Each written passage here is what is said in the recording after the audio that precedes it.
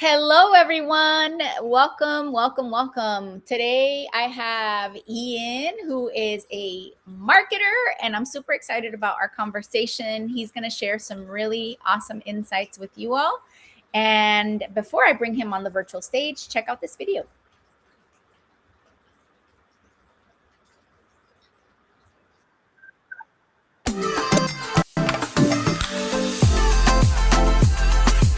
Welcome to Care Sandwich, the podcast where we dive into the success journeys of law firm owners across the country. I'm Margarita Eberline, your host and the founder of Marketing Boss, a fractional chief marketing officer firm for law firms. On this show, we'll explore the challenges, strategies, and victories that have shaped law firms and how they wrap every interaction with care.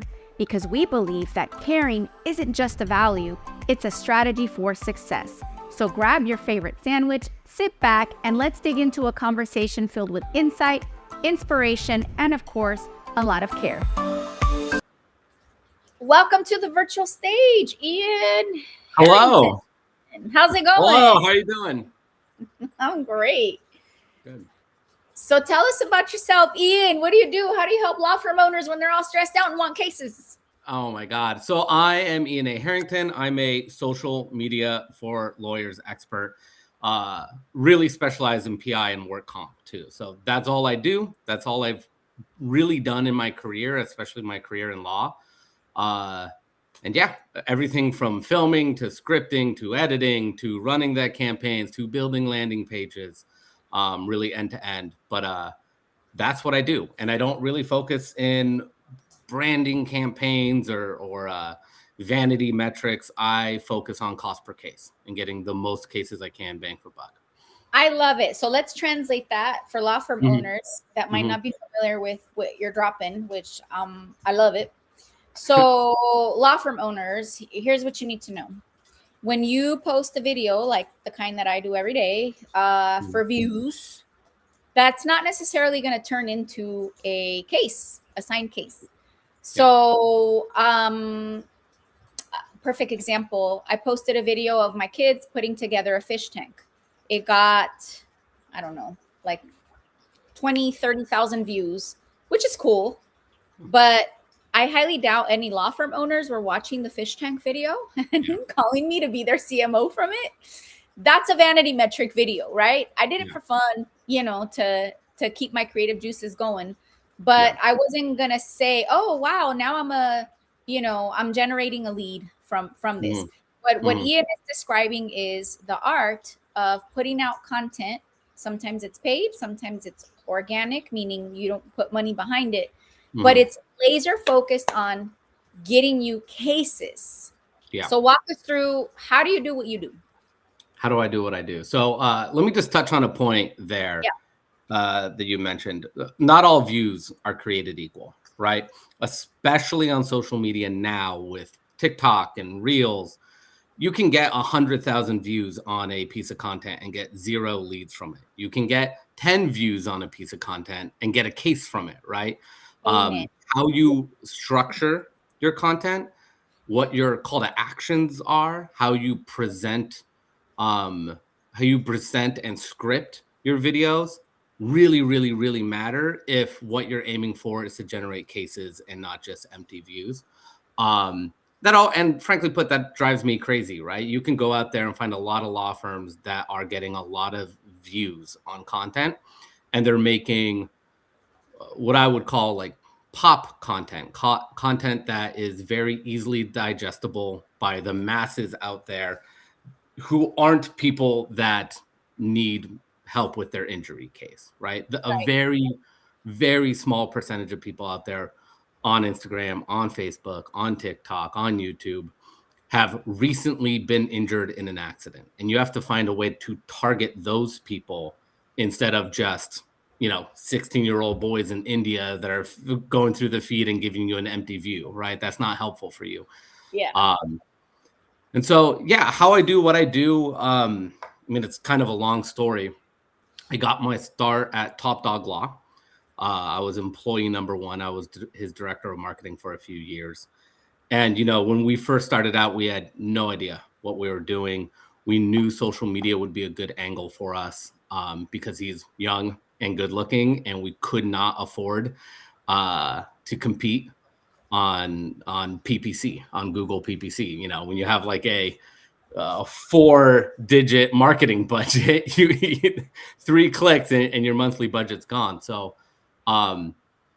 you know, I got my start with him. People come to me all the time and ask me what our secret was, right? How did we do it? What's the secret behind Top Dog Law? And the truth is that we just worked harder than everyone else. James is the hardest working person I know. I was at his house every day, including weekends, at 5 a.m. to film content with him, to figure it out. We were not good at the start, but when you keep at something for so long, you get better, you get better, you get better. Yeah, and that was our secret. What we would do in a week would take a lot of law firms a year, and we just did that over and over and over again. So how I do what I do kind of rests on all the hard work I've put in over the last 10 or so years. But at the end of the day, I'm a big believer in social media marketing. Right now in 2026, February 2026, March 2026, it's the best way to generate cases that I know of in the industry. You can get a very aggressive cost per case if you know what you're doing. So on as paper. best as you can, give us the formula for law firm owners that are like, okay, I get it, but what does this look like applied? Yeah. So I know. I'm sorry, what was that? I said as best as you can because I know it's complicated. Yeah, it is really complicated. I'll try to distill it down. So Yeah. what you want to do is film video content for your law firm, 15-second videos that have a very clear call to action. And don't worry about huge productions or storyboarding, huge long scripts. Don't worry about that yet. And what you want to do is film 15-second videos that are some form of, you know, hurt in a car accident. If you think you need a lawyer, click the link below and I'll look at your case for free. That right there. If you're watching this video, write that down, Go do it. make that into a video. And then all you have to do is go into your Meta Ads Manager. I know this is a little easier said than done. Make a leads campaign, upload that video, and you'll start generating cases. Now there's a lot of nuance there as far as targeting, setting up your ads, your ad sets, setting up a landing page. But if you do what I just said right there, you are going to be doing it better than 95% of law firms out there that have an intern posting a picture or a happy Memorial Day photo on their Instagram. That's what you do. Paid ads is where to start. Don't worry about organic.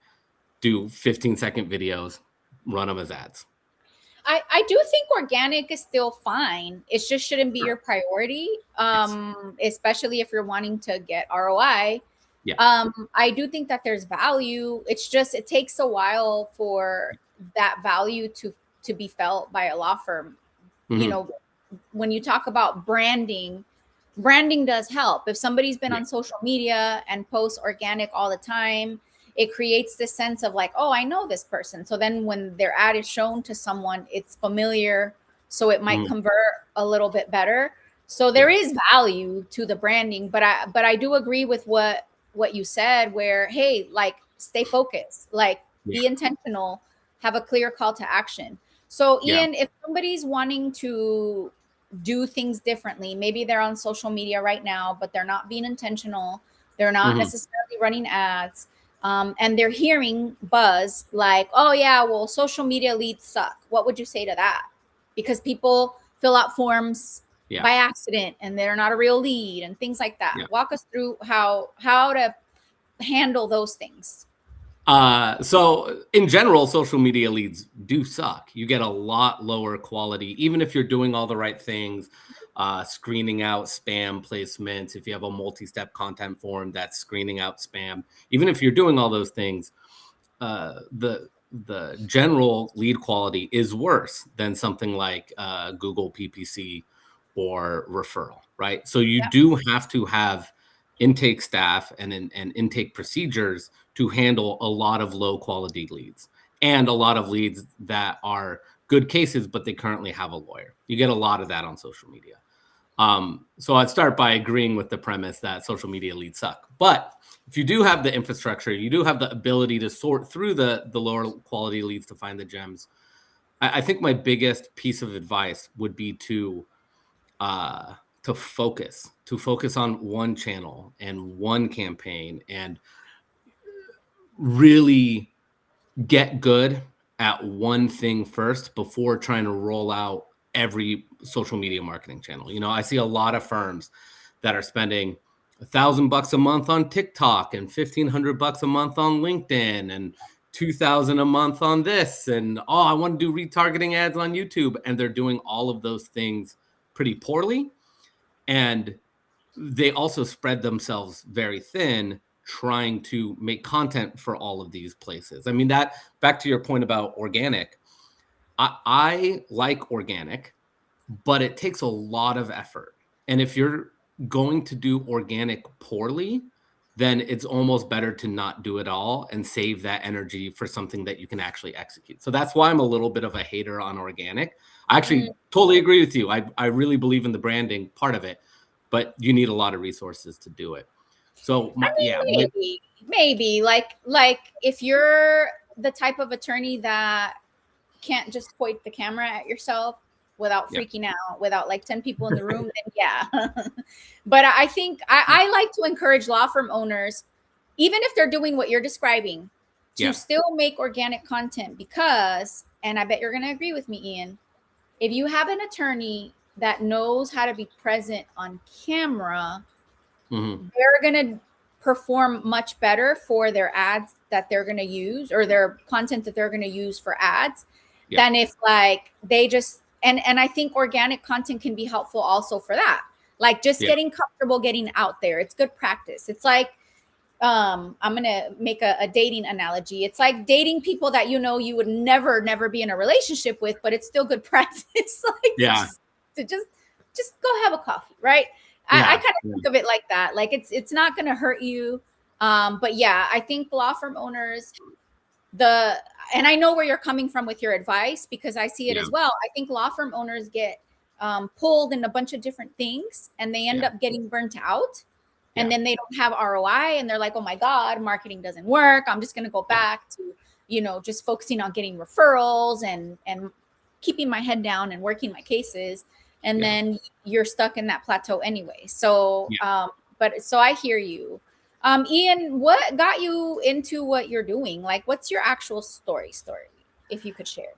So I touched on it a little bit, you know, right out of school, I was pretty much marketing focused in my career, grew up out in California, worked for a lot of like venture-backed tech startups in my 20s, and didn't really get into legal marketing until I moved to Philadelphia and I met James Helm of Top Dog Law. And when I met him, didn't even have a name for the law firm. I think he was trying to decide between Top Dog Law and like the Law Dogs. And it's funny in retrospect because Top Dog Law feels so much better than the Law Dogs or whatever the second choice was. But yeah, I linked up with James and I had a lot of marketing background, but none in legal. This was 2018 or whenever we started the firm. But yeah, I got linked up with him, and a lot of it was just taking all the marketing knowledge I knew from other industries and trying to figure things out with him. You know, he was fresh out of law school when I met him, and he was really not even fully sure if he wanted to start his own law firm or be an associate at a different firm. And you know, that was a lot of trial by fire with him. And that's really the first part of this story is just him and I grinding and trying any way, clawing and scratching and clawing to get leads and get cases. And I was with him for a few years. I then went to a large firm called Pondley Hockey out here in Philadelphia. You know, they're one of those huge national firms that a lot of people don't know about, but they're huge, right? They have nationwide presence, sending cases all over, thousands of cases per month. And so I was with them as their director of social media up until about 2 years ago on the dot, where I left with my coworker, Kate Schenkel, there to start my agency doing social media and PPC for personal injury law firms. So tell us about your agency. How can somebody connect with you if they're interested in working with your agency?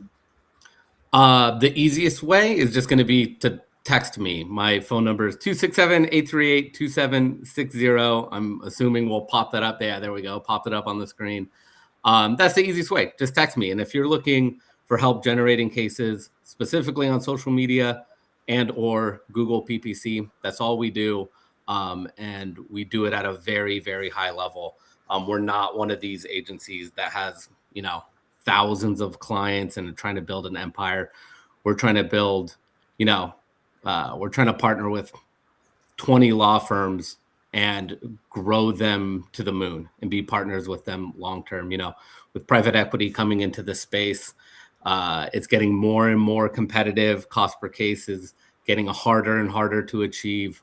And there's just going to be a huge consolidation coming in of all these small mid-sized firms getting pushed out of the space. And, our goal is to partner with a few of them and get them through to the next level. Because there's going to be a lot of firms that don't make it. Here's something, and I'm hesitating to share this because I feel like it's negative, but I feel like I have to talk about it.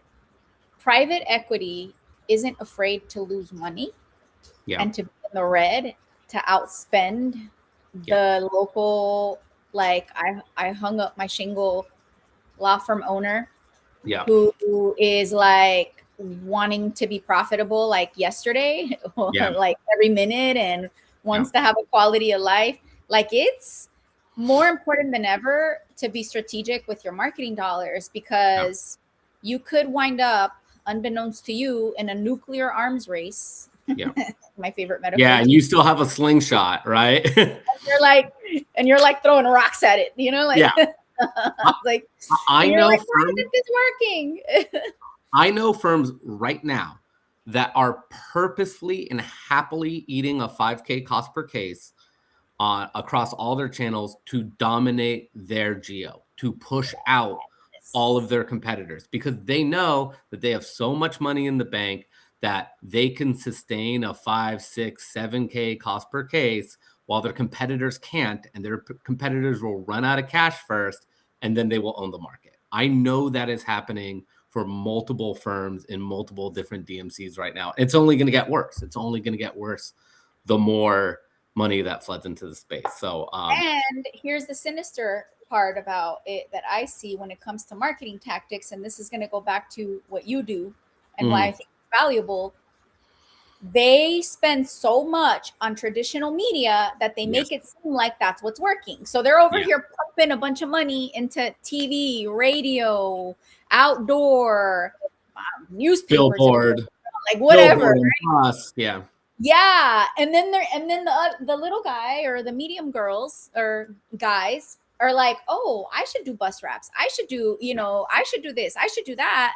Because so-and-so's doing it, that must be what works. And it's like, no, dude, they're playing a different game. Like, they're trying to outspend everybody. Like, they're trying to get you to run out of money. So this is why I love what you do, and the way you're talking about things is, hey, if you're going to invest in a marketing channel, do it intentionally and track that ROI, that's what we're about at Marketing Boss. Like, I'm not going to lie to you and tell you that, your competitor is doing XYZ. So you should do the same. Like, no, like, and there's so many consultants out there that'll tell you, oh yeah, this is the formula that worked for such and such law firm. Here you go. And then they'll like charge you all kinds of money and get you all excited. Like, and I know you want it to be that easy, right? Like, there's a playbook and you're just going to copy it. No, you have to actually like get quiet in your head, figure out what's your brand, what's your angle, what's your strategy. Talk to folks like you that are going to have a conversation about cost per case, ROI. Like, I love that. No, like if someone watching this takes away one thing from this entire podcast, it's that right now there is still an opportunity to outmaneuver some of these big firms, because you're right. They're throwing all this money. They're just killing it with money, right? Like you look at Morgan & Morgan, they're outspending everyone by like 20 times, right? I think they spent like 150 million on traditional last year. Like it's an insane amount of money, but you can still outmaneuver them. And I think specifically social media is something that a lot of these big dinosaur kind of firms are behind on. One, because they it's just not something that they're used to competing on. They don't really know how to run the campaigns. And two, frankly put, some of these guys can't make it. They're really bad on camera. They're awful. They're not putting in the work. You're not getting a lawyer that's worth $100 million waking up at 6 a.m., hitting the gym so they look good on camera, and then putting in the reps on camera, right? They're just like, just throw up billboards. They're not working at it. So if you're listening to this and you're a lawyer in like your 30s or 40s or 50s, and you're willing to put in the work to get charismatic and good on camera, you can outmaneuver these guys. You can still get ahead of it on cost per case. It is still a blue ocean on social media. And I believe that in my heart because I'm doing it every day right now. No, I agree. Social media has been a big part of my business personally. And many of the law firms that I work with, you know, we have the conversation of like, we have a goal of the cost per case that we want to get to or maintain or whatever. And social media is definitely a part of the mix, especially when you have law firm owners that are willing to put in the time, that are willing to show up. So I love all of that. So Ian, oh my gosh, I went way over time. This has been such a fun conversation. Marketing is my passion. How we talked about how people can get a hold of you. Now, my last question is, what is your favorite sandwich? Because this is, after all, the Care Sandwich podcast. Yeah, so it's funny. I live in Philadelphia. Philly cheesesteak. No, I hate cheesesteaks, and it's such a funny thing because everyone always asks, and it's like it's just like warm meat and cheese and bread. Like they kind of suck, no matter where you get them. There's no favorite place to get a cheesesteak here in Philly. They all suck. No, I'm pretty much like a turkey, avocado, lettuce, tomato, onion on a French roll kind of guy. That's my go-to. So healthy. I'm not a healthy guy. I was actually half thinking I should open a beer and be drinking a beer on this podcast, but I thought that would be a bit funny. But yeah, nice, easy sandwich. Well, this has been great. What's that? What's your favorite sandwich? So now I'm embarrassed to say, because the other day I said it and I was made fun of, but I like the Jimmy John's Vito, but apparently their meat is disgusting and poor quality, and I got made fun of by these two guys that I interviewed yesterday. But that's cool. I can take it. But that's my favorite. I don't think I've never had Jimmy John's. I think it's delicious, but I need to make better choices. Apparently, my second favorite is Publix, which that was approved of. I don't know if you all have Publix out there, but there's a Publix. The Publix supermarkets is like a chain here. And they have really good subs with boar's head meats and stuff, which that was approved of. But I like anything Italian. I approve of both. I think there's no such thing as a bad Thank sandwich. you for accepting me as I am. All right. Well, there you have it, folks. Get a hold of Ian and get yourself a strategic social media plan that's going to generate you cases. Talk to Ian about it. And check out our next episode of Care Sandwich. Thank you for joining us for this one. Ian, I will see you backstage. Awesome. Bye. See ya.